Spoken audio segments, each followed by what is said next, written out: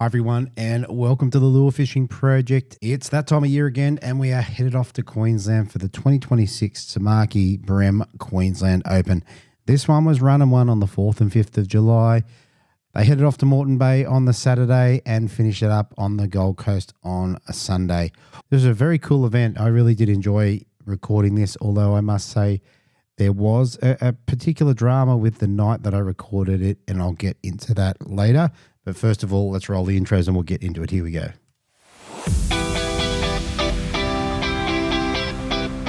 Welcome to the Lure Fishing Project, where Australia's best lure anglers share their tips and stories to help you catch more fish and have more fun on the water. Here's your host, Andrew D.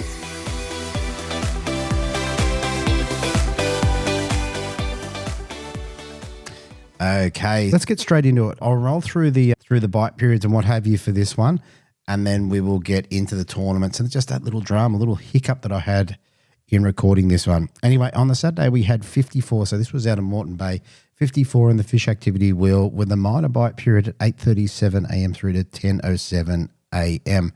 The major bite period was right in the back end of it at 1:52 p.m. through to 4:22. Low tide was at 6:09 a.m. at 0.64, running up to a high tide at 11:48 a.m. at 1.37. On the Sunday, just 42 in the fish activity wheel with a minor bite period at 9:09 through to 10:39 a.m. Low tide was at 5:51 a.m. at 0.5, running up to a high tide at 11:33 at 1.23, and obviously a difference there just in the locations. Okay, so look, there was a couple of dramas. I had a bit of a cold that night, and you'll hear me cough through the interview. But that wasn't really what was going on. What the problem was, this was the night before Origin, the third game decider up in Queensland. The games all leveled out at one apiece, and not that I really follow the football anymore because I really don't, but over the last, let's just say a long period of time, it feels like Queensland has really had the better of it. And had us for a good number of years. As soon as sort of one legend had roll out of their team, the next one had come in. And anyway, so I was interviewing the three Queenslanders and not feeling very good about the Origin coming up, and they were feeling very good, it's fair to say. So yeah, that was interesting, I thought. So anyway, I'm going to leave it till the end of the episode to tell you what happened and, you know, some of the complaints, not from these three guys to be fair, but some of the complaints that I did hear. Anyway, I'm going to leave it there. Let's get into the angler interviews. Okay, so first up in third place, we have an angler dropping his 5 fish on Moreton Bay, weighing 2.613. Backed it up with a cracking day on day 2 on the Goldie with 5 fish for 3.255, giving a total bag weight of 5.868. And third place, I have Chris Greensill. Welcome to the show, mate. Thanks for having me. No worries, mate. That was a cracking end to the comp there, mate. You've come home strong. Yeah, it was a really strong comeback after a pretty stressful morning, so it was a good result. 100%, and we'll get into this later, but I know that you late on day 2, you had a really good couple of moments, and I look forward to getting into that. But before we go there, let's get into pre-fishing and getting ready for this comp, mate. What do you get up to? All right, pre-fish. I wasn't too sure I was going to actually fish the Open because I've got a trip over to the States coming up. And I'm thinking, oh, no, but I'd started pre-fishing 6 to 8 weeks ago up in the Northern Bay, getting some really good fish. And I'm like, oh, I'll do it. I'm confident I can get some results. And then so come pre-fish morning, I put in at Cleveland and I went south and fished Coochie Mudlow, Macleay, Carragara, Russell Island. What? And then, yeah, in the QTS a couple of weeks prior to this pre-fish, I'd fished Russell Island and we'd got 3 kilos from there. And nice. When I got there on the pre-fish and I seen the fish was still there, I'm like, it's not normal that the fish is normally here 2 weeks later.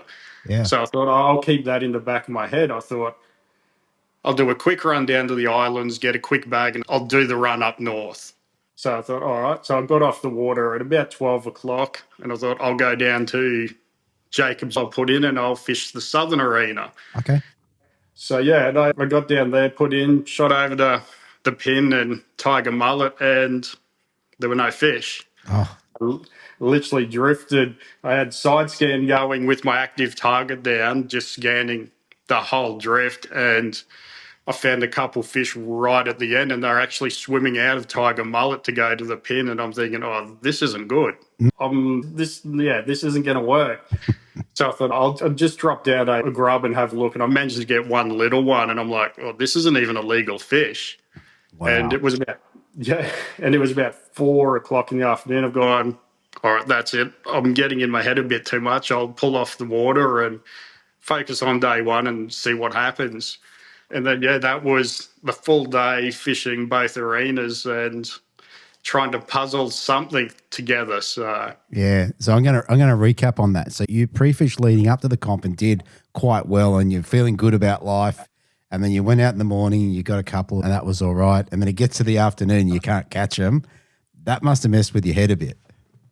Oh, massively. Yeah, because I stayed down at Jacob's Well at Bernard's house, and he even goes, how'd you go? I'm like, not good. I don't have a day 2 plan. I said, my whole plan's gone. I don't know what I'm doing. And that's when it's just like, all right, just rig and prep for day 1 and make the most of that. You can't win it on day 1, but you can lose it on day 1. So that was the focus, just get a bag on day 1 and just put myself somewhere where I can have some sort of comeback on day 2. Day 2, which worked out. Okay, so leading into Moreton Bay, what sort of lures and what were you targeting? All right, so I had originally planned to go straight down to Coochie Mudlow and Maclay and crank some boat holes and just get a bag. I didn't care what size. I just want, once you can get those 5 fish, you can then go, I'm going to go fish bigger to target the bigger fish. Yeah. So I literally pulled up to the first boat at the bottom of Coochie Mudlow, and I was just throwing a little crank. Actually, I've got here just a little 35 mil sinking crank. And the reason I wanted the sinking one is I'd noticed from watching Sydney, because I didn't do the Oz Open this year, is the stick minnows come into play. And I'm thinking, if I go sinking, I can stop the crank and allow it to drop down if the fish are down deeper. Yeah. And I pulled up to the first boat and I threw it, and it hit right next to the mooring rope. And I just gave it a little twitch, and I got my first bream. Nice. And I'm going, oh, it was only like 24 fork. I'm like, yep, that counts. That's a start. Yeah, so I put that in the bag. I cast it again, but I just casted probably a metre back towards me, just at the bow of the boat, and just went twitch, and got a second fish. And I'm going, oh, this bait's holding fish. Nice. So entered that one. I think it was around the same size. And then I thought, all right, I'll give it one more shot, because normally you're not going to get multiple fish off one hull. Yeah. And I threw it in, and I just wound it and cranked the hull this time and got a third fish at the back of the hull. And I'm like, yeah, I'm not going to whinge. I think I'm 8 or 9 minutes into the comp, and I've just put 3 fish in. So you're probably winning the Open at this point. yeah, that did cross my mind. I'm thinking, I need to go get a screenshot of the live scoreboard, because I'm leading. 100%. 10 minutes. Yeah. Good chance. Yeah. From that, I pretty much just worked through the boats, filled the bag really quick. I turned around and seen another competitor had come over and dropped in and just started fishing the boats in front. I've just gone, just drive away. Don't let it get in your head.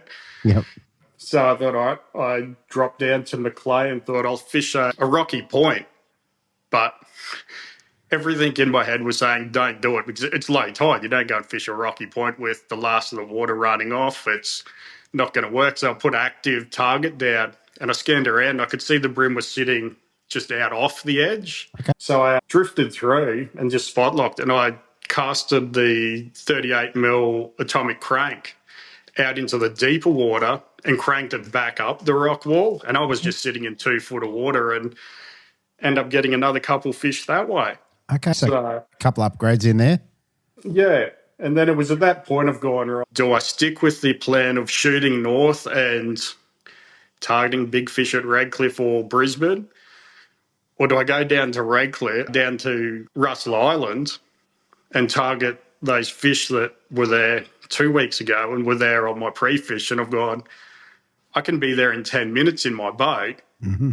Or do I want to waste half hour going north? I'm like, I'll go south. 10 minutes sounds good. Yeah. Yeah. So I raced down there, and as I pulled up to the first pontoon, there's some pontoons and boats moored off. One of the owners come out and he goes, "Oh, you're too late." I'm like, "What do you mean?" He goes, "All the bream were here this morning." And as he said that, I'm like, "Oh, I'll just have a scan around." I put the ActiveTarget down and I spun around. I'm like, "No, they're still sitting here. They're under your pontoon." And he goes, "Are you sure?" I'm like, "Yeah." And I put a little Z-Man grub on a 1/8. And I thought, because the water was racing through, and threw it under there. And I pulled out another upgrade. He goes, "Oh, Nice. yeah, you're right. They're still here." And I'm like, "Yeah." I said, "I can see probably a school about the size of a school bus sitting under your pontoon." Wow. Yeah. And Let's talk about the ActiveTarget. Are you running that in forward or scout? forward. Forward. So, yeah, from the bream, I run in forward because it allows me to scan under the pontoon to see if they're sitting at the backside on the poles. I can see pretty much all the way up the bank then. Yeah. That way I can just scan around and go, okay, they're under the pontoon, they're sitting off the pontoon. And then I just use that to get an idea of where they are. Mm-hmm. I'll watch it for the first couple casts just to see if there's a reaction to what I'm throwing. Sure. And then if it's like that, I'll then literally just try and target as many corners of the pontoon or the posts as I can. Yeah. And is it the AT2 or the XL? No, I had the AT2, but I broke it, and Charlie Sakeo lent me AT1 for this round. Wow. And I literally spent the last month just trying to get that as fine-tuned as I can, and I'm getting a really good picture off it. There you go. How good's that? Yeah. Shout out to Charlie for jumping in and lending me that till the AT2 comes. Yeah, very good. All right. So you got a couple of upgrades off that pontoon. How'd the rest of your day play out? Really well, because from that pontoon I did one drift. I literally had, I think it was about an hour and a half left in the day. So I thought I'll just run down with the current still running out. And I end up upgrading my whole bag along that stretch, and it was probably around half hour to go. I seen a crab pot rope at the back of the pontoon, and I'm like, there was a washboard above it, and I'm thinking, that's big bream area. Yep. Yeah, I've got to risk it. If I'm going to lose something, I'd prefer to lose it on a fish. And I threw the cast in, and I had a grubby on at that stage on a 1/8. Okay. And I've thrown it in, and then I've watched the crab pot rope move, and I've gone, oh no, that's a fish. Okay. So I just put a little bit of pressure on him, thinking it's a crab. He's either swallowed it or he's just short striked it. I'm either going to get him or I'm not. Yep. And as I've started to load him up, I watched the rope start to come up, and I'm thinking, oh no, I'm going to lose this fish. So I just sat there probably for a good 20 seconds, just holding the pressure, and I could feel him sitting there just kicking away. And I'm like, if I put too much pressure on, that hook's going to hit the rope and it's coming off. And I thought, just risk it. I just opened the bail up. Yep. And I thought, let's see what he does. And he unraveled himself off the rope and swam straight to the boat. No. And I've gone, oh yeah, this is what I need. And then as I get him in the boat, he was 33 fork. Wow. So good upgrade. Yeah. And that was, I think I was lucky to have just over 2 kilo before that fish. So that was the one that sort of bumped me up into that 7th spot. Yeah. So put you at 2.6, just over 2.6, which is pretty great. Yeah. So that one saved my day one. And after that, I've just gone, all right, I can breathe a little bit, just worked out how much time I needed to get back and just quickly fished the rest to see what was going on. So, but with the whole opening of the bail arm, you've been watching Morgo unwrap fish off round ropes and poles and all sorts of stuff.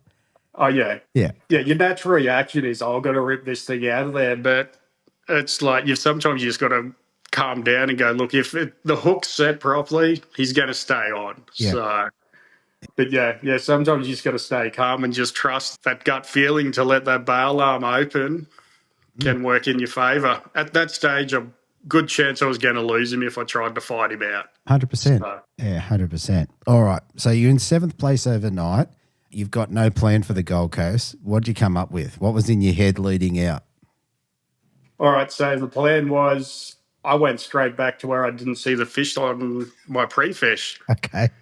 All right. And reasoning behind that is leading up to it we had the Queensland team series down jumping pin is I pre-fished for that, didn't see the fish on my pre-fish. But when I went back on comp day, they were stacked up and I'm like, they're clearly moving in and out. And the one fish I did get on my pre-fish was they were swimming out. I could see them on ActiveTarget leaving the area. I'm thinking we had a big tide overnight. They might move around and then come in with the morning run in. Yeah. I'm thinking, all right, I'm just going to run with that. I'm just going to put all my eggs in one basket and go there. Pulled up, put side scan down, dropped active targeting because I always like just to scan everything. Yeah. And I just did an idle all the way down Tiger Mullet, and the fish were stacked up. Right.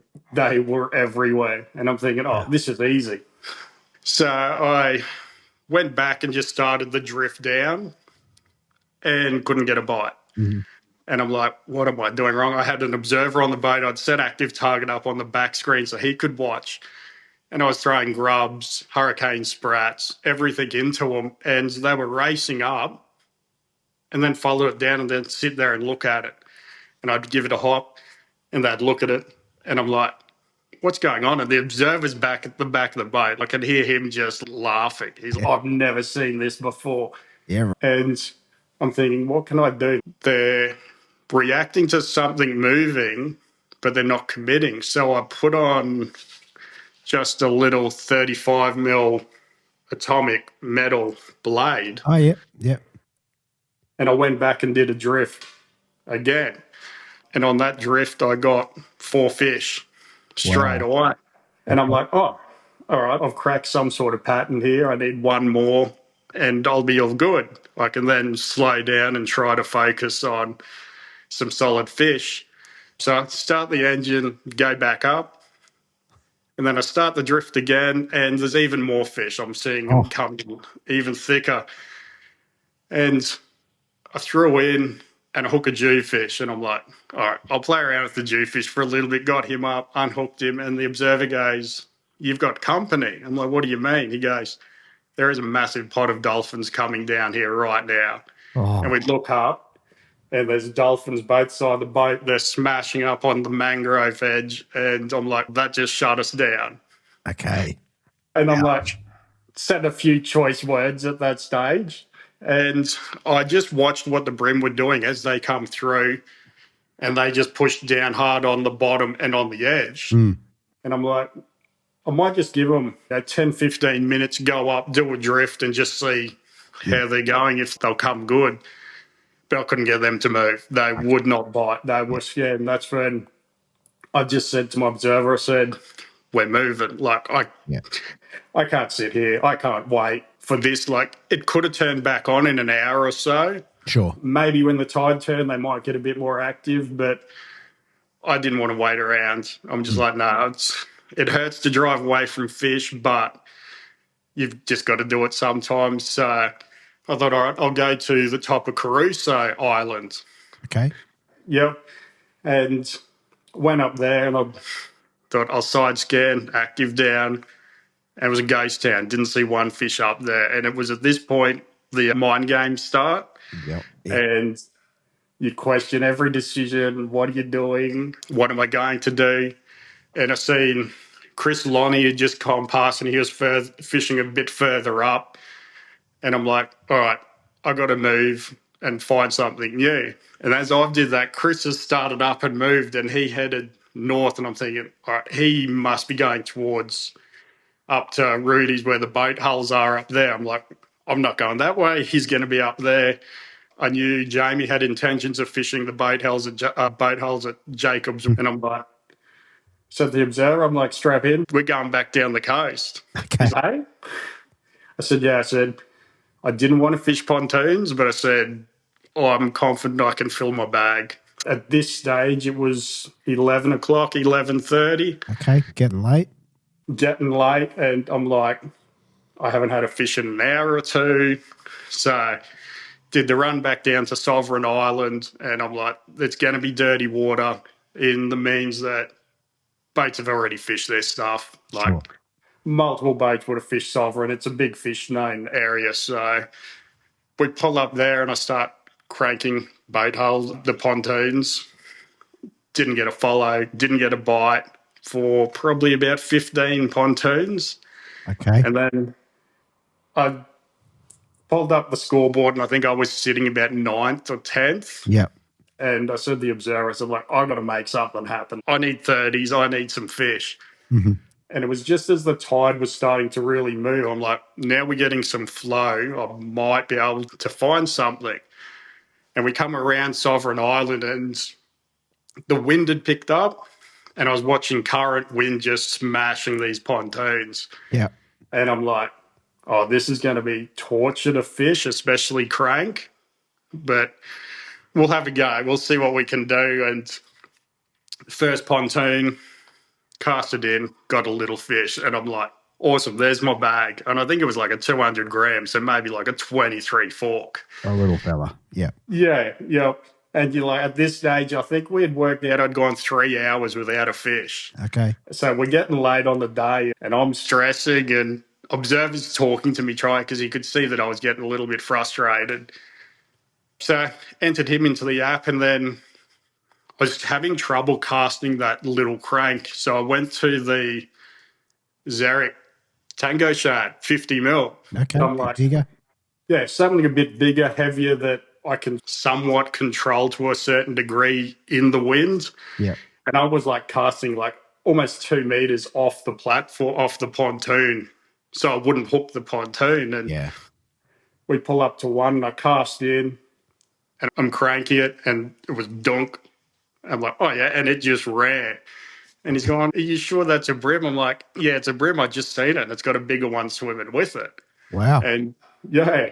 And it swam around. We got it up to the boat and I watched his mate swim away and he swam straight back to the pontoon. I'm like, that doesn't normally happen. They normally go to the next pontoon and swim off. So I've entered him and I think he was a 27 or a 28 fork. Yep. And I said the observer, like, I'm going to get his little mate. So I cast it in and cranked it again. Okay. And Dunk got his mate. And he was another centimetre bigger than the last one. Yeah, right. So, all right, so I've just upgraded 2 fish. And then as I'm working through those pontoons, I seen Bernard Kong working back the other way towards me. And I'm just like, oh, he's at that stage, Bernard was sitting in second. Okay. And I said to my observer, I said, look, I'm going to have to go up and see Bernie and just make sure I'm not going to cut him off. Because I said, you can't cut off somebody that's at the leaderboard at that stage. It's like, these are his pontoons if he wants them. And I went up there, I said, Bernie, which way are you going? And he's, yeah, I'm working back towards you. I said, I'll leave all these. I said, I'll fish your dirty water. Yep. He's all right, thanks for that. And I'm working my way through and I see Drew, one of the other competitors, coming down and he's working the same pontoons. And I'm like, that's right, it's dirty water. Just keep doing it. I'm working from a different angle, a different direction. And Drew drives away from one pontoon and I'm like, he didn't hit the backside of that. I said, both those boys didn't hit the backside of it. So I spotlight and I just did a big long cast with a crabby on a 1/20th and it just hit the back corner. There was probably about a metre between the pontoon and the rock wall and it's just gone dunk and it's just gone zzz and just ran. And I'm like, oh, we got a solid fish here. Yeah. And I'm pretty sure that fish went and looked at every single pylon that was on that pontoon. I'm like, oh, which one's he going to take? So there was about 6 of them there. And he turned around and swam along the rock wall and we seen the big silver going along the rock wall. And I'm like, this is a big fish. And he come into the bait and got him in the bait and we're like, oh, this is a 36 fork. This is, yeah. I think that one gave me an 800 gram upgrade. Yeah. And yeah, and the observer goes, yeah, from my maths, you should move up about 2 places. Yeah. I'm like, oh yeah, no, that's all right. Look, if I can get to the top 5 after the day I've had, I'll be stoked. And I've just kept fishing. We didn't have much at all to go in the day. And the observer goes, oh, Chris, I stuffed my maths up. I'm like, what do you mean? He goes, oh, you're sitting in third. He goes, you just, between your last 3 fish, you've just moved from 9th to 3rd. I'm like, Nice. oh, yeah, I'll take that. I'll take that any day of the week. Yeah, very good. It's funny, both days you've had good fish in the last little bit, like you brought it home in the back end of the day. Yeah, and it's probably something that Jamie's always been that mentor to me, that the amount of comps he's won at the end, or he's had a fish not doing so well and he's had to get rid of it. And he's always said you fish till the end, and that he's won some comps from right at the end of the comp. And that's always just played in my mind. You got to fish to those dying minutes. Yeah. Yeah. Oh, very good. So let's just run back through some of the lures. So you got the big one on a crabby. You had what was it, a 50 millimeter tango shad? Yep, 50 mil tango shad. That's suspending. And then that one there is a crank. Nice. And it's a sinking one. And I just played around between size 12 and size 14 trebles on it just to slow the sink down. Yeah. Because I just found that sometimes it would sink a little bit too quick. But yeah, I was surprised. And that one lure there, I've done 2 practice days and 3 tournament days on, and I've still got it. So there you go. It hasn't been naveled up. It's just all belted up, but I'm happy with that. And then the other one was the little atomic metals, 35 mil, just a 1/8. Oh, that's right. Yeah. What was the color on that metals? It's a little, I'm not sure on the actual color. It's a silver and gold with a little tiger pattern on the side. Okay. Yeah, very good. Yeah. Very good. Bit of a mix there to bring it home into 3rd place. All right, mate.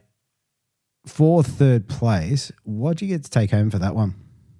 It was 1,500 cash and the badge with number 3 on it, which is the main thing. You want the badges to go on the wall. Absolutely. Yeah, I think the best result I've had in the Queensland Open was a 10th. So I'm like, to have a number 3, I was stoked with that. Yeah, no, 3's fantastic, especially when you look at some of the people that competed with you. So, yeah, 100%. Like when I look at the top 4, everybody around me are previous winners. So I'm just like, I'm doing something right. It gave me a bit of confidence that I know what I'm doing. I've just got to keep doing my thing and my day will happen.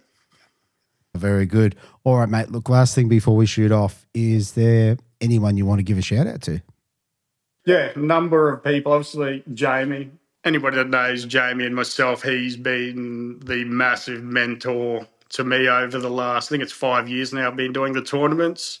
Mm-hmm. Yeah, he's the one that sort of stopped me going insane on the road. If I had bad days, he'll pull me aside and have a chat and just break down what I've done. So, yeah, that's a massive shout out to Jamie. So the results, his hard work paying off as well. Nice. Mark Berg's Addict Tackle at Tweed Heads. So, yeah, Rodney and Mark are massive supporters of myself. So they always look after me. And Wilson Fishing Australia has also been a massive sponsor and supported myself and my daughter. So they've really looked after. But it's also just thanking everybody else, like Nicole and Morgo. Like, there's so much stuff that goes into running these comps and getting it all organised. I know Morgo was still running around trying to find boat ramps and that with Nicole days prior to it. So just trying to make it as easy for all the competitors as they can. But yeah, they're the main people that I'd really like to thank. Very good. And mate, with Wilson's, mate, what's some of the gear that you like out of theirs? What's some of the stuff that you value? So their rods, the blades and tails I use a lot, but mainly for the grubbing and that, because they don't cater to the real finesse stuff. Mm-hmm. But the stuff I've been pretty wrapped on lately is the new Venom braid and the Venom leaders, the fluorocarbon. That's been insane. Prior to that, their V-line and that was still really thick, didn't cater to it, what we do. But yeah, definitely the line and leaders, probably the game changer at the moment for myself, and their ATC reels. So just little ATC 2000 Virtuous reels. So yeah, I run them on the Samaki Archer 611. And yeah, that's pretty much my go-to. Yeah, very good. All right, mate. Look, congratulations on a great result. And yeah, good luck for the rest of the season. Thank you. Okay, so next up in second place, we have an angler dropping his 5 fish in Moreton Bay, weighing 2.901, backing it up with a 3 kilo bag on the Goldie at 3.018, giving him a 10 fish bag of 5.919. I have Jamie McKeown, mate. Welcome back to the show. How you going, mate? Mate, pretty good, mate. Another Open you've done very well in. Yeah, it definitely wasn't expected this year, but yeah, not saying it wasn't expected this year, but after day one, I didn't think I would end up where I ended up. But yeah, happy with second. So very, very pleased with that indeed. Yeah. It's interesting. You've just done the 2 Opens and had great results. I actually love that open format. You're fishing by yourself sort of thing. You haven't got a non-boater on board and you're just fishing against the other guys. So yeah, it's one of them formats that I look forward to every year. And the cut day on the grand final days where you're just fishing against the other guys. They're up the top there. So yeah, the format of the Opens, it just suits me, mate. I just really thrive on it and love it. Definitely. And did you have observers both days for this one? Yeah, I had a guy that's just got into kayak fishing. He's with Rapala. He does I've watched his stuff on YouTube and I can't think of his name for the life of me. But yeah, my young fella actually watches his stuff on YouTube and I've started watching it a bit too. He does some cool YouTube stuff locally. And then I had Mick partner Mel Henderson on day 2 on the Gold Coast. Yeah, very, very good. Let's get into pre-fishing and getting to have a look around. What did you do leading into the Queensland Open? Leading into the Queensland Open, I had the John Wright Memorial Comp. I think it was 2 or 3 weeks before the Open itself, and then we're on the pre-fish ban. So pre-fish ban for us, because the arena is so big for the Queensland Open, is literally from the Nerang River all the way up to the Caloundra Bar, and that's pretty much that's me done for saltwater in not going north or south, so I can't really fish anywhere. So yeah, no. So I had the John Wright Memorial Comp. That was on the Gold Coast. And, mate, I used that as a bit of a pre-fish. Didn't do too well in that comp. Probably been my worst result on the Gold Coast in years. So I fished the Sundale Bridge, Nerang River, TSS for not much success. So, yeah, it served its purposes of being able to ride off some spots because it was very similar moon, similar tides to what the Queensland Open was going to be. So I didn't even have to consider those spots during the Queensland Open. Yeah, very good. And then on the Friday, do you have a look around? Yeah, so knowing that I was only going to concentrate my southern sort of, because they split the Queensland Open up into 2 arenas. So day 1 was going to be Moreton Bay and day 2 was going to be the southern part, which is from the southern part of Moreton Bay up to the Gold Coast. So I knew where I was going to fish for the Gold Coast after the John Wright Memorial Comp. So I did my pre-fish in the bay on the Friday. Okay, and how was that? Did you find a few? Mate, it was okay in the sense that I caught some good fish, but there didn't really seem to be a pattern, and it was more of a probably not going to catch that fish tomorrow sort of thing. If you catch it and you're happy that you caught it, but it was it's not, I'm not going to come back to here and catch 5 of them sort of thing. I started off over at Amity looking for spawn fish. I think Morgo was over. I did see Morgo over there early, and he left, and I caught a few fish over there, and I saw him in the afternoon. He goes, "Oh, did the bloke over there come down?" I was like, "No." Nah. He goes, "Oh, one of the commercial netters come down and said, 'Oh, you're fishing for bream, mate?' And he said, 'Yeah.' And he goes, 'Oh, I netted F and all of them last night. There's none left.' And I was like, 'Oh, yeah, cool.'" That's not fun. No, there wasn't that many over there, actually, so he might have been right. So left there and then headed back over towards sort of Macleay Island, Coochie-Mudlow Island, and Raby Bay. There's some boat holes. So I just went back to that pattern, the same as the Sydney Harbour Australian Open, where I'm just fishing boat holes and having the other sort of tools in the kit now a bit more than just cranking the boat holes with the hybrid shrimp and the stick minnow. I was using that as a 3-prong approach sort of thing. Yeah, so pre-fish the boat holes, would do a few boat holes in the different areas, and there seemed to be plenty of fish on most. And every now and then you'd get a good one, but they were few and far between. Yeah, very good. Mate, one thing I am curious about, what's the conversation between you and Morgo been like with regards to stick minnows? What's going on there?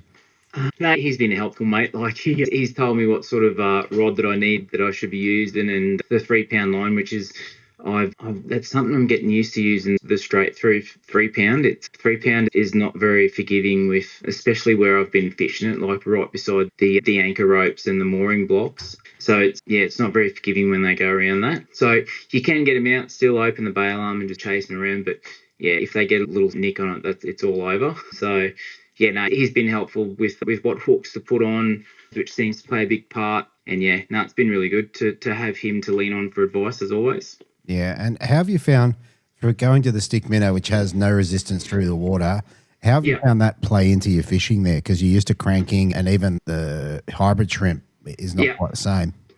Yeah, so in where the water is probably a little bit more, there's a little bit more flow on the holes, sort of thing, where there is a little bit more tidal flow, I will use this stick minnow more than the hybrid shrimp. Hybrid shrimp's pretty slow going down, and with the water and the current, it's hard to actually get it down where you want it to be with that sort of flow.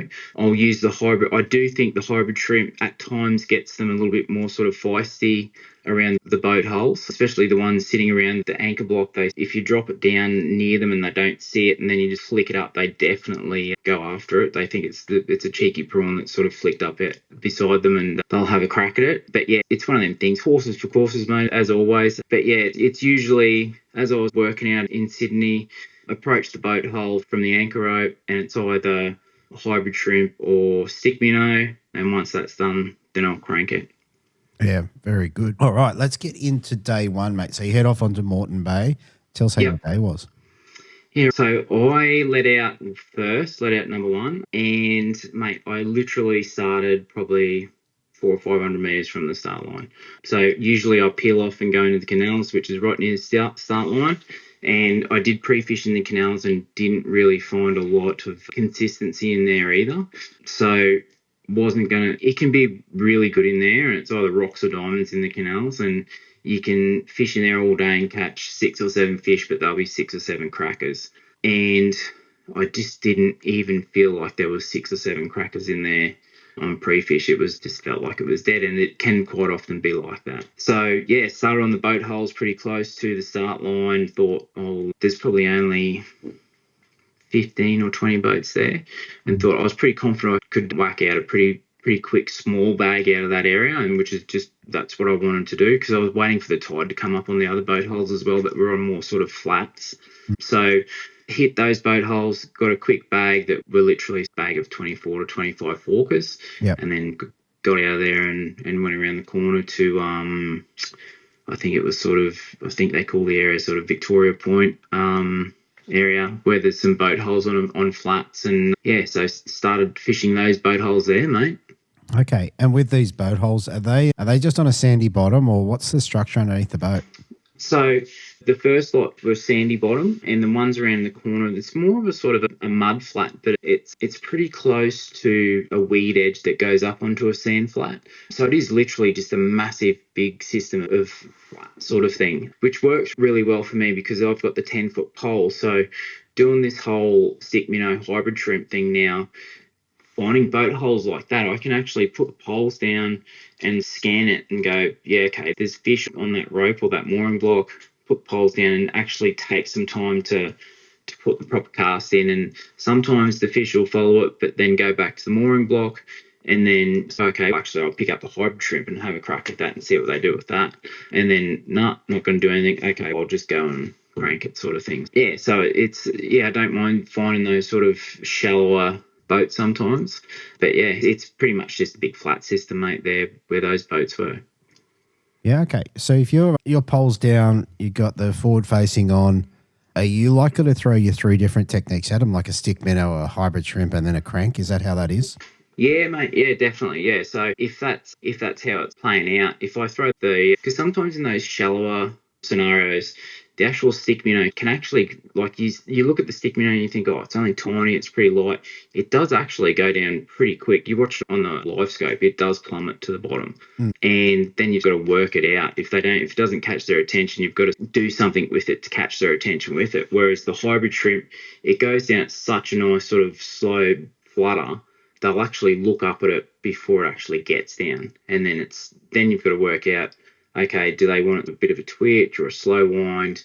Because you can see that they will spook pretty quick if you twitch it, and they do not want to twitch. They will just carry on like they're gone. Whereas if you just slow wind it, and it'll just encourage them just to keep coming after it and like speed it up every now and then, and they'll get a little bit more excited at it. So yeah, it's just one of them things, mate. The live sonar stuff is just it changes so much for you when you are able to see how the fish are reacting to different lures. Yeah, and with your results on the harbour, Sydney Harbour, I think, and you can correct me if I'm wrong, and even Lake Macquarie when you won there, you're kind of hitting the boats and 1 or 2 casts and shooting through, whereas this has got to be a different approach. Yeah, 100%, mate. It's definitely slowed down my approach to the boat holes, and I would say it's more so when I'm just fishing boat holes. Like when I'm in the canals, I'm definitely, like I can tell you, Sunday I had the forward facing on the whole day, and I reckon I hardly looked at it. I just was head down fishing. But yeah, fishing the boat holes to actually have a proper look and see what's going on and see whether, like in years gone by without that, and it was the same in Sydney Harbour this year, I probably wouldn't have done as well as I did if I didn't have the live sonar, because I would have just kept throwing crankbaits at the boat holes and just kept going and going and going and going and not catching as many fish. Whereas live sonar, I'm able to look at it and go, you know what, those fish are a lot lower on the boat holes, under the boat holes, than they're not right up tight under the boat hole. So it's like I've actually got to throw something to them and not try and keep drawing them up with the crankbaits all the time. So yeah, so that's something that I've been able to work out from actually looking at it a bit slower. There are a lot more fish, and I think it's probably the time of year that it's a bit cooler. They're a bit more schooly set up. Yeah, I just feel like that. Yeah, it's that time of year sort of thing for them. So they're a bit lower under the hole and sitting a bit tighter to the bottom. Yeah, that's cool. That's cool. A lot more tools in the box, so to speak. So yeah, definitely. Very good. All right. So you scratched out a bag early on. You moved around the corner. Did you get any upgrades there? Yeah, mate. Yeah, so it was just progressively all day, just chipped away at upgrading the bag pretty much. And it didn't all happen like super quick or anything like that. It was just chipping away centimetre by centimetre. It'd be like 27 forker, 28 forker, 29 forker. And then it just happened where I just got 31 and then got heaps of small ones and just got another 31 and then heaps of small ones, and then went into the canals because I went back and went into canals and thought I knew one arm where if anyone had been in there, they probably didn't go in there because it looks crap all the time. Like it's not a really good look. And if you went into the canals, you'd just go, oh, I'm not fishing there. I'm going to fish up. This one looks way better. So I went in there and thought no one would have been in there. If there's going to be anything in there, I'll probably catch it because no one's probably thrown anything at it. Went in there and just happened to actually got the lure hooked up under the pontoon. I was cranking it and got hooked up on the kunji, and I was like jiggling the rod to get it loose, and this like fish swam out and sat on the outside of the pontoon, and I actually said to my observer, like, oh, you can eat that off there if you want, mate. And he dead set just ate it off there after I asked him to, and just went ballistic with it. It's like, oh, you would not believe that. So that's a new technique, mate. Yeah, so that was a 31 forker too. So that definitely helped the day as well. Oh, 100%. That sort of upgrade, yeah, that in the end of the comp, that would have pushed you definitely up into second. So. Yeah, mate, yeah. So that was that 2.9 bag. I think it was 5th or 6th after day one, which, mate, I was happy with where I was, but also disappointed with because I knew that I thought the guys that were out in that top 3, just the way it felt like it was fishing, that lead was too much to pull back only in one day. If it was the Sydney Harbour sort of Australian Open format where it's a 3-day, it's, yep, no worries, I can handle that start. But when you've only got one day to peg back 600 or 700 grams, it's a pretty big ask when you're fishing on the Goldie. Yeah, that's right. That's right. You have to get that cracker. All right, let's run into the Gold Coast. Mate, tell us about your day and what was your plan leading in? Yeah, okay. We were leaving from a place called Jabiru Island, which is in the Coomera River, and it's out towards the mouth of the Coomera River. So it's pretty much the same start as we always do at Paradise Point. So it's only because the Gold Coast Marathon was on and the Paradise Point boat ramp that we usually use, and usually we do the Queensland Open from, it's under some sort of renovation construction at the moment, so you can't use all the car parking and stuff there at the moment. So the Jabiru Island's just down the creek a bit, down the river system a bit, not too far. So my plan was to fish the pontoons that lead out of the Coomera River first up, because I knew that the tide was still going to have a little bit of push in it, but it was going to be slowing down. So I started there, and it was quite as like it. I got 124 forker or something like that. Probably, in hindsight, probably should have just left there, because I left out of there, fifth or sixth, and hit them. But then every boat that left after me was like full noise past where I was fishing. So it was like just getting bashed, and the fish had probably gone straight down to the bottom, thinking the pontoons are bouncing up and down for 5 minutes. So it's like, yeah. So it's like, in hindsight, should have just go and come back and fish there on the way back through or something like that. You learn those ones. So I went there, fished all of those, got 125 forker, and then left there, and then ran down and fished the boat holes at Jake as well. And I pulled up, I think it was the second boat. I hit the first boat and then went to the second boat, and I cranked the rest of the bag off that one boat. And they were all small, mate. They were all 22, 23, 24. And then I caught another one, like a sixth fish off it. And I thought, same size again, and just, there was heaps of fish, and I just threw that back and thought, got to just drive away from it, because I can sit here and catch them all day and they're not going to do anything for me. So drove away from it, went to the next boat hole, and it had the same calibre of fish and lots of them. And then I just left there as well, and ended up from there. I went into the canal system that's just up from there. So that's where I pretty much saw out the rest of the day. Okay. So with the cranking of the boats, what were you running? Were you on Reddix, or what were you running?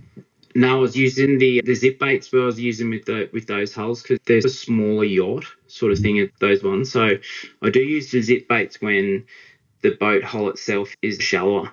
Okay. So I can get the zip baits to sit higher in the water, if that makes sense, and swim sideways compared to the Reddick. The Reddick are really good on the deeper holes and the deeper pontoons, but they're just a little bit harder to get higher up into the surface. Okay. And what sort of colours are you running with those generally? Yeah. So I get this question asked probably more so than any other question. So with the Reddicks and with the zip baits, it's always, for me, it's got to have chrome in it, like a real flashy sort of chrome. The Reddicks, probably my favourite colour in the Reddick at the moment would be Tinkerbell.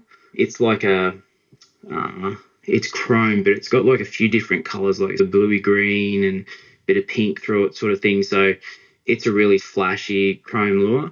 And in the zip baits, I like the 509 UV. And there's another one, I'm not sure exactly what the number of it is, but it's just like a silver chrome down the side, and it's got I think it's got like black stripes from on the top. And that's, to me, as long as it's got chrome in it, it's more of a reaction bite. So I think if they see the flash, and I feel like doing that sort of technique, you're always going to have more success when it's sunny compared to the sort of cloudy days. So when it is sunny, I think you're getting the sun might hit the chrome lure, and it might just catch their eye, and that's all they need. And they'll actually hunt it down a bit more. So, I definitely always fish. It's one of them things, like if I was out fishing a flat, I would always be looking at a butte for a brown sujie or something like that's nice, natural, sort of looks like a prawn, that sort of bluegill or anything like that. You go take me cranking pontoons and boat holes, and I'm always going to be picking up something. You would think it's ridiculous, but it's like flashy chrome colour. And that's it. You'd think you'd be going fishing for Taylor or something like that with it. Sure. And although I've heard you explain that the needs of chrome in it, I take it that you've run through all the colours over a period of time, and that is a pattern. Yeah, I did go through a stage where I'd have a chrome one on, and I'd have a very translucent, subtle colour on. And I just found it was more and more that the translucent subtle colour was never getting used. It was just sitting tied to a rod, and it would sit there for trips and trips and not get used. It was always the chrome one, which has always usually been 509. And then they come out with another colour. It was like just straight chrome, and it had a bit of a brownie back. And so that was another really good colour.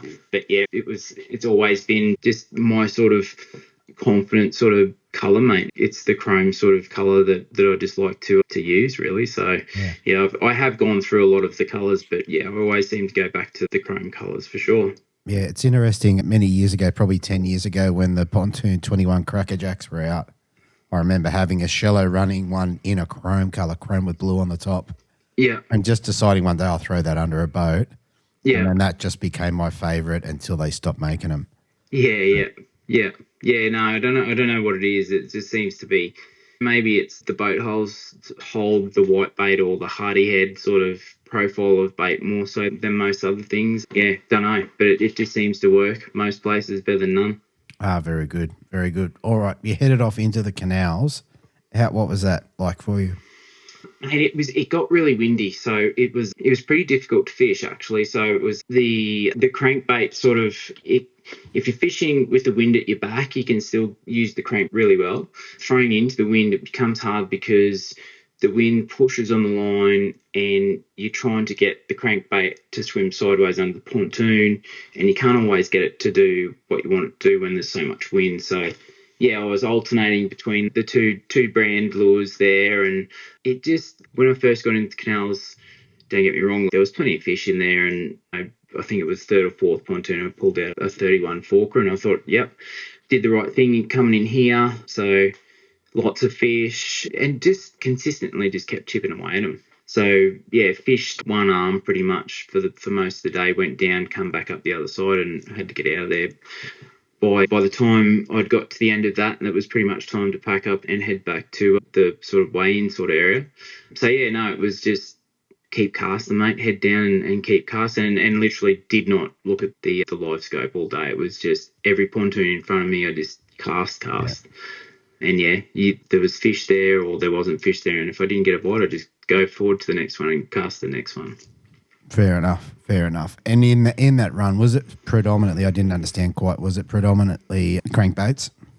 Yeah, mate, yeah, pretty much that. I don't think, I did throw the bent minnow a couple of times and raised a few, but yeah, it was just alternating the zip bait, the radic, just pretty much back and forth for the whole day. And it was just, yeah, there was nothing else. I don't really, when I go into a canal system, that's pretty much, if I will crankbait and top water, I rarely throw plastics unless I see someone feeding fish or something like that. I rarely throw like an aqua or a crabby. I'll always have one ready to go, but yeah, I don't really throw it unless I see some fish sitting up under the shade of like the walkway or something like that. But I'll always throw the bent minnow at first, like it's just what I do. Yeah, I find throwing plastics just slows me down. When I'm fishing the canal systems, particularly, I want to be working it as fast as I can. So that's pretty much why I don't take much notice of what's going on behind the pontoon, and it might be to my own detriment sometimes, but it's usually just got the crankbait in hand, mate. It's just pontoon after pontoon. Yeah, okay, so plenty of casts. All yeah. right. So I think that pretty much rounded out your day. Yeah. What sort of, with the stick minnows, you would have had 3 pound on, I assume? Yeah, mate. Yeah, I'm pretty sure it was 3 pound. I did get some 4 pound the other week, but I thought it was like in two minds. I had used 3 pound a couple of times, got stitched up, and I thought, oh, do I need to go to 4 pound? And it's like more guys saying, no, you need to use 3 pound with stick man. It's like, all right, I keep 3 pound on, and it was 3 pound. I'm not sure if it was Sunline or it wasn't a real expensive branded one, mate. It was like in a 300 meter spool, and it was maybe $30 or $40. So yeah, no, it was 3 pound. Let's call it Sunline or something like that. I'm not 100% sure, but yeah. Yeah, very good. And with the crankbaits, are you still on braid leader, like a 6 pound leader or something? Yeah, mate. Yeah. So yeah, still using the X-braid braid. One, I did go down to the 12 pound or 14 pound, so much thinner diameter of braid, and it did make quite a bit of difference in the wind in getting the lure over to the pontoon. Just there was less drag in the wind and less drag in the water. Yeah. So I did have that tied on, and I did have that spooled up actually, and I did end up turning to that probably a bit more than the other one that I usually use is the EP212 .8 or .06, which I think is the 14 pound. So yeah, so I did go to that thinner diameter, but yeah, only use a 6 pound leader all the time with that. Very good. Very good. All right, mate. All in all, mate, it was enough to bring you back in with a second in the Open, which is very cool. What did you get to take home for second? Mate got the badge and $2.5 grand. So yeah, pretty stoked with that. That was nice. Enough yeah, money not to a bad weekend's work, mate. Yeah, not a bad weekend. Enough money to go and get a whole bunch of stick minnows, mate. They're not expensive. Yes, mate. Yeah, can fill up a tackle box for them now. That's for sure. Very good. All right, mate. Last thing before we shoot off, is there anyone you want to give a shout out to or say thank you to?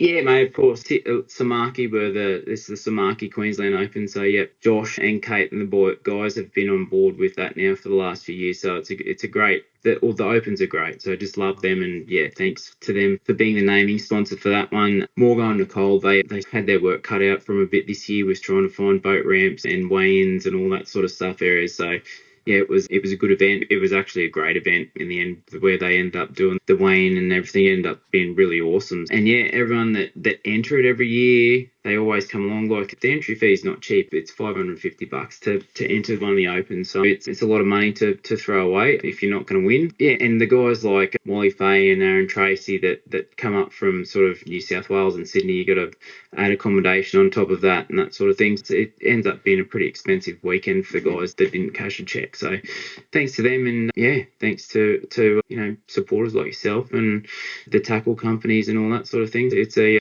great event, and ABT seems to be going from strength to strength with the Opens and the format at the moment. So it's been really good. Very good. All right, mate. Thank you so much for jumping on again. Congratulations on another great result. And, mate, I hope we get to have a chat with you soon, maybe after the Tweed. Yeah, no worries, mate. Yeah, you never know. Might have to put the crankbaits and just throw stick baits at bridges and crazy stuff like that. It sounds like a good plan to me. All right, mate. You have a good night. Thanks, mate. See ya. Okay, and finally coming in first place, we have an angler dropping his 5 fish on Moreton Bay, weighing 3.129, backing it up on the Goldie at 3.433, giving him a total of 10 fish for 6.562, and his second win in a row. I have Luke Rogan. Welcome back, mate. How you going, Davey? Mate, 2 names on the trophy consecutively. Yeah, pretty good. I did watch you. I think there was some social media stuff of you giving the trophy back a week or so ago. I did think, I wonder if he's going to get to take it home again. Yeah, it was funny because we had this, I think it was Nicole. Nicole's like, oh, here you go. Do you want to touch it for the last time? And I'm like, no, I'll just wait. Yeah, We had a little bit. I did like you. I think you did an interview with Morgan, and he said, where's it going? And you're like, it's going back on the mantelpiece, and there's still a dust spot there waiting for it. That's right. So good. Very good. All right, mate. Let's get into it now. In terms of pre-fishing, getting ready, what you get up to? I went to work. Fair enough. We did discuss this before. You don't really do the pre-fish generally. So yeah, just back into the old faithful spots, I guess. Pretty much. Look, if I was down in New South Wales somewhere, I probably would have pre-fished just to have a bit of a look around. But, the backyard doesn't change much really. So I just did the milk run. I did do a kayak fishing comp probably 3.5 weeks, 4 weeks ago, whatever it was. Mm-hmm. And that was actually at Redcliffe. Yeah, okay. So, well, that's helpful. Yeah, so I kind of use that because I was like, well, I haven't really been fishing much lately, so I know that there's fish there. I'll just head up there, it's a bit of a run, but I had a bit of confidence. Yeah, very good. All right, let's get into the Saturday. And now, as always with these ones, they save the best fishing day for Moreton Bay, but I think you got a bit of wind up there anyway. Yeah. Oh, honestly, it wasn't too bad once we got up there. The run up there was a bit lumpy, but I was just taking it easy, trying not to kill my observer. So, we just cruised it up there. Wasn't no rush really. Okay. Once we got there, it was kind of a little bit protected because I think it was like a southwesterly in the morning. Okay. So I was kind of cheering about that. So we got a good, a little bit of a top water session up first in the morning. Really? Yeah, got a couple of fish, but then it just sort of died out. Okay, so did you start with bents? Yeah, I was throwing bents and dog X's just Okay. to see, because it's real weird. Like sometimes they want that fast retrieve and sometimes they want that nice slow bent twitch, you know? Mm. But they seem to want the fast, just skating it across the reefs, you know, just to get them active, get them really fired up, I guess. Okay. And how'd you go getting them? Did you get them early? No, not really. Look, I think I got one on probably my second cast on a top water, just throwing a dog X. Which I was like, oh yeah, cool. Put it in the bag sort of thing. I was pretty happy. And then probably 20 minutes later, I got another one. And then I was like, man, it looked fishy. So I was like, I'm going to put the top water away. And I ended up throwing on a little black pro lure crank, this shallow, one of them shallow ones. Oh, yeah. Yeah. Because that seemed to work up there every now and then. That's what I caught them on there a couple of weeks prior. So I chucked that on. And I think like third cast, I hooked up and I was like, oh, sweet. You know, like I might have, they don't really want to come up to the top. So I just started throwing the crankbait and that's what I did for the rest of the day pretty much. Right. And the good thing about the little pro lure, it does cast really well and it genuinely catches fish quite well as well. Yeah, well, for a little tiny lure, it punches into the wind. Like it really does. It's just the micro jackal. So you said you basically did that for the rest of the day. So you come in with 3.1. What sort of fish do you have in your bag? Oh, look, the fish that I got from Redcliffe weren't that good. I think the biggest one I had was off the top of my head, a 34 maybe. Okay. Maybe 33 forker. Yeah. You know, which I was kind of like, oh, yeah, sweet. That's always good to have in the bag, you know. Mm. But I really wanted that kicker, that 38 forker or something like that. Because I knew there's plenty of them up there. It's just trying to get them to bite. But there was so much boat traffic. It was just unbelievable. What sort of traffic?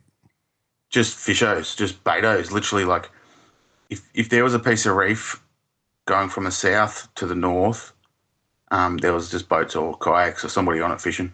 Really? Yeah, so I had to just sort of like gingerly get in there, if you know what I mean, and catch a couple around them. Okay. Is that normal for up there? Well, it's snapper season up here, so Redcliffe's renowned for little pinky snapper, so the betos love it up there. So, yeah, this time of year it is, definitely. Okay. Yeah, fair enough. And for the day, was it basically just targeting reef? Is that what you're talking about? Like shallow reef and sort of fishing in and around it? Pretty much. So Redcliffe's a funny place. Like there's real shallow reefs and then there's deep reefs. That like there's shallow reefs that are out like right out, you know, a kilometre off the bank, you know, and they're only half a metre deep. Right. Okay. So definitely good fish structure. Yeah. Oh yeah. No. Redcliffe, when it really fires, it fires. Like you can catch a bag of 38 forkers in no time, like off one piece of reef if they're there. Yeah. Right. Okay. But you know, you also need to know what you're doing and where you're going. So, you know, most people go up there and they're dumbfounded. They're like, I don't even know where to start. Yeah, fair enough. You know, yeah, I got a bit of a milk run and I did that. But yeah, the fish weren't huge there, so the wind did start to get up. So I decided to head back and I fished the mouth of the Brisbane River on the way back because gave myself a few hours to get back because of the wind and it actually wasn't as bad as I thought coming back. So I fished the outside wall for about an hour and that's where I got my bigger fish. I got all my upgrades there. So yeah, right. Okay.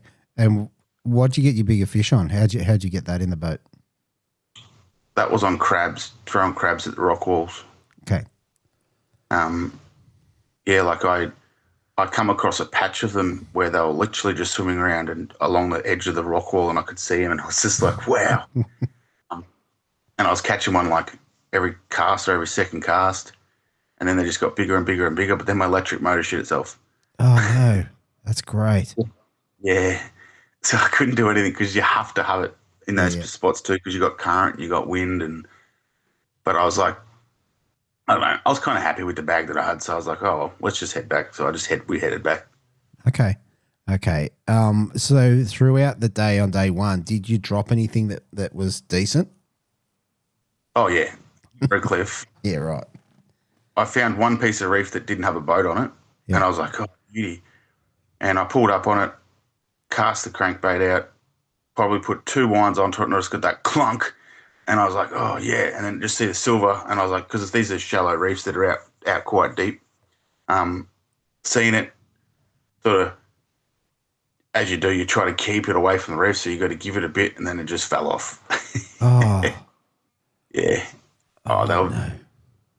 The bite the whole weekend, I think everybody else will probably tell you the thing, it was very tentative. Like, they're either all over it or just pinned.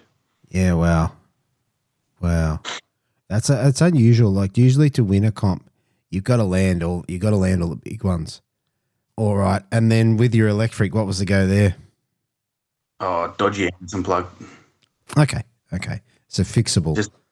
Yeah, it was fixable. I was able to go home and I went quickly. Luckily, Bunno's is open late, so I was able to go down there and get new. I just bought brand new ones, cut them off, put brand new ones on, and I was ready to go the next day. So very good. And when you say Bunno's, you mean Bunnings? Yeah, Bunnings. Sorry. Yeah. Fair enough. All right, I love a good trip to Bunno's, mate. Yeah, well, now they've got car stuff and they've got like all the Nava gear and everything, so it's great. Yeah, and as I got the new boat now, they got wheel bearings too. Yep. So how good's that? And they're relatively cheap. So don't put that rubbish on your boat, mate. Make sure you get good ones. Okay, all right. Well, I'll take that on board. It's all new to me, mate. So definitely. When it comes to wheel bearings, yeah, you need ones. Okay, all right. Not China ones, Japanese ones. Fair enough. What brand am I buying?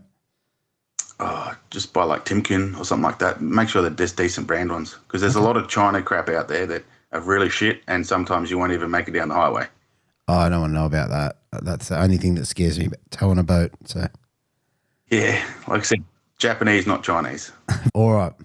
So all in all, mate, you got back to the ramp. You've got 3.129. Whereabouts did that have you? Third. Okay. So right in the mix.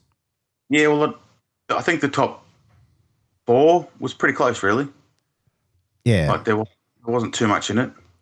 Yeah, it looks like Shane might have had the first place with 3.45. Yep. Bernard. And then yourself, I guess. Yeah. So, yeah. All right. Very good. All right. We're heading on off to the Gold Coast. Mate, what's your plan? You heading into Sovereign? Yeah, I've got a milk run that I like to do at Sovereign. Different areas I like to hit at different parts of the tide. Look, my first spot I went to had a bit of company, that's normal. But I just kept fishing, just did my thing. And I got a couple there, fished there for a few hours, and I moved to some other spots. I just moved around a fair bit, but then a bit later on in the session, once the tide calmed down because it was really pumping through like where I was fishing, I went back out there, and that's when I got my key upgrade. So it was there was fish everywhere, to tell you the honest truth. I caught fish everywhere I went, just didn't have the size. Yeah, right. So starting, if you're at Sovereign, you're on pontoons with crabs. Is that what you're running? Yeah, pretty much. So pontoons and docks, they're just like those, there's the wooden posts or whatever they are. Oh, yeah. Yeah, okay. So there's pontoons as well. So I just, over the years I've just worked out that if you throw crabs, you tend to get the better fish, but that didn't seem to happen on day 2. Yeah. I got plenty of fish, but I just could not get the big ones. I lost a lot. I found a good school out deep. And I put a few casts into that and hooked them, and they just sort of fell off mid-fight. No. You can always tell when they're good too. Like, yeah, it's a bit heartbreaking. Yeah. There was no rod rage, but no, not with edge rods, mate. You can't rage those. No, I love them too much. Fair enough, mate. A couple of things. So I know that you've got your own paint on the crabs, so they're like an olivey colour. Yeah, I just touch them up because it's pretty hard to get the colours that I like, so I just make do with what I got. Yep, which I think obviously works. What sort of electronics are you running? I've got I've got a hummingbird. Mm-hmm. It's an older one, just a Solex 12. Yep. And I got a Minn Kota Fortrex. Okay. Ultrex, I should say. Ultrex, not Fortrex. Yeah, fair enough. I've got Spotlight now. Oh, very good. But, that's probably where the money's going to go for some upgrades on electronics, though, because they're getting a bit old and a bit used and abused. So, well, that's what I was thinking when you first said your electric broke. I'm like, okay, well, there's your prize money. I'd need more than that. Have you seen the price of electronics these days? Yep. I hear you. But that's all right. Prize money's good. So, with the fishing at Sovereign, run us through what rig you were using to extract those bream. Well, when I'm throwing the crabs, I've got a couple of rods that are, or I could say they're my favourite rods. Most people will probably use them. They're like drop shot rods, pretty much. Most people would use them for like cranking flats and stuff, but I find they've got plenty of power. Yeah. But they've got 10-pound Torre on them, Mm-hmm. and got I think it's Torre Super Hard leader I run, 8-pound. Okay. So I'm not running anything light. It's extraction gear. Try to get them out, but the rods are very, like, they've got plenty of give in them, so that I normally don't pull too many hooks. Yeah. Okay. So it sounds like a slow taper sort of setup. Yeah, but a little bit in the bottom end. Yeah, that's right. You can really, if I really have to pull them out of the structure, I can. Mm-hmm. But it's like you break things if you pull too hard anyway. So absolutely. It was all right. And tell us about a couple of the bigger fish that you caught. Like, did you get them while you were fishing in that deeper reefy area, or off the docks and pontoons? I got a couple of key upgrades sort of in the last 20 minutes. I think it would have been maybe 20 minutes, half an hour, where the current died down. I just sort of cruised down, and by that stage I was kind of a bit tired and done, to tell you the honest truth, but I was like, I've got a couple more to go. Mm-hmm. I hit the first one. I got a 31 forker. So okay. I was like, sweet, an upgrade's an upgrade, yeah. And then I was like, righto, this is the last pontoon, and then we're going to go. Yep. I just cruised on up. I put the perfect cast in with the crab. It landed exactly where I wanted it. When you had your picture where you're going to put that cast and It just goes there? I did that. And it got to the bottom. I let it sit there for a second, gave it a couple of twitches, and just got that clunk. And I was like, yep, the one. And it was pretty tentative trying to get that to the boat, because I'd lost a lot of good fish. Yeah. Trying not to put too much hurt, but also not to back the drag off too much, it's a very fine line to have your drag too loose. Yeah. And those little tiny hooks just fall out, or too tight and you just pull the hooks right out of their mouth. So, but once that was in the net, I was pretty happy. Me and my observer were probably standing up dancing. It was pretty cool. When you say probably, you're definitely, I'd say. Yeah, we were. We were both like my observer. I think he was standing up, looking, going, that's the biggest one you've caught all day. And I'm like, shh. That's quiet. And then it was in the net, and it was just like, yes. It was a very good moment, especially because I knew McKeown was, I think he might have been just in front of me by the last time we looked at the scoreboard. Really? Yep. Wow. So what did you throw out of the bag? Like your smallest fish, a 29 that ended up in the bag? I think a 28.5. Yeah, okay. Walker. And a 25.5, I think it was. Sorry, 25.5, and then I upgraded to 25 and the 25.5 was upgraded with the 31 fork. Yeah, nice. Which I think that one had me. Like I did it. Yeah, with that. That's what I'm trying to work out.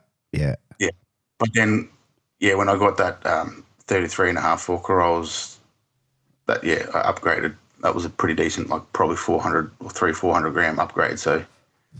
Yeah, I was going to say it's going to take a big fish to knock you out then.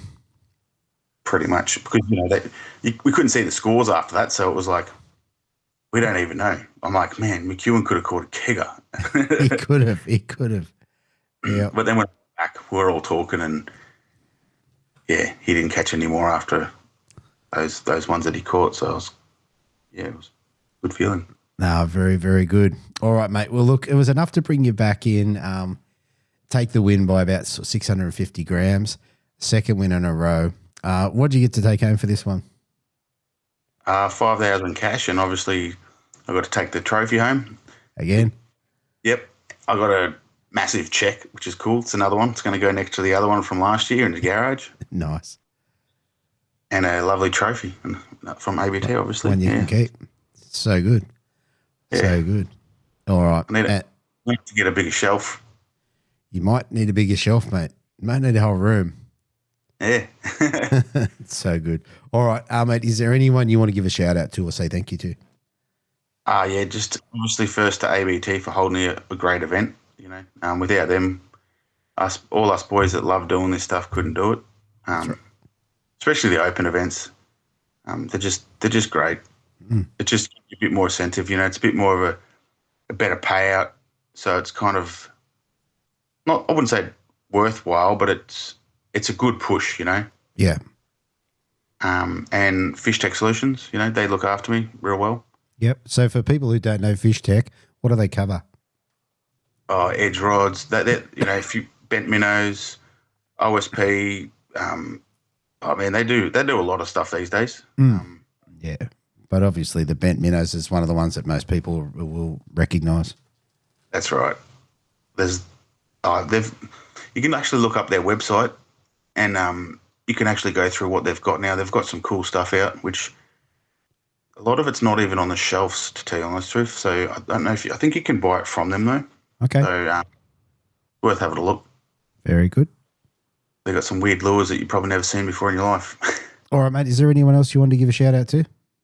My wife, just being a legend and let me do what I do. She enjoys seeing me enjoy myself doing this stuff. So now she's starting to come along to the Hobie events, and she's really liking just the hang. You know what it's like. Yeah, it's quite good. Especially there's a couple of Queensland couples that come down and have a good time together. That's right. It's a good time to just catch up with all your friends. So exactly. All right, mate. Well, look, congratulations on another cracking win. Quite convincing in the end, mate, and good luck in the upcoming events. Yeah, cheers, Deethy. Thanks, mate. Okay, so there you have it, everybody. Another really, really awesome Queensland Open. Luke Rogan coming in over the top and taking his second one in a row. It kind of makes next year really interesting. Will he do 3 from 3? I think that would be very cool, but there'll be a few guys there to stand in his way. Good to see Chris on the podium. Fantastic to see him in third place. Jamie, obviously, like all of them, just a fish or maybe 2 fish from another win. And I did find that the discussions I had with him on the different lures and colours really very, very cool. So there you have it. All right, so about the football. So this was how my evening played out. I can't remember I think I was interviewing I couldn't have been interviewing. I must have been editing that night.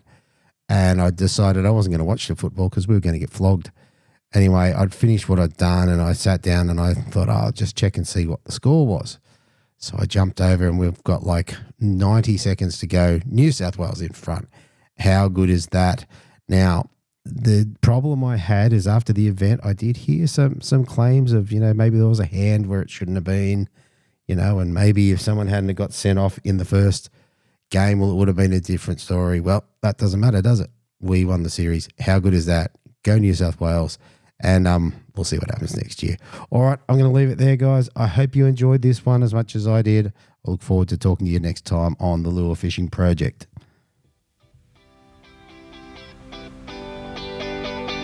Thanks for listening to the Lure Fishing Project. For extra episodes, the Big Bream series and more, join us at the Lure Fishing Project Collective. We'll catch you next time.